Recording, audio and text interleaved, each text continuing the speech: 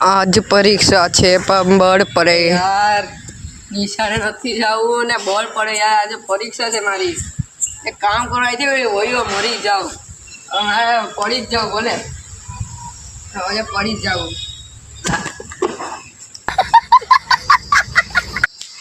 અરે અરે અરે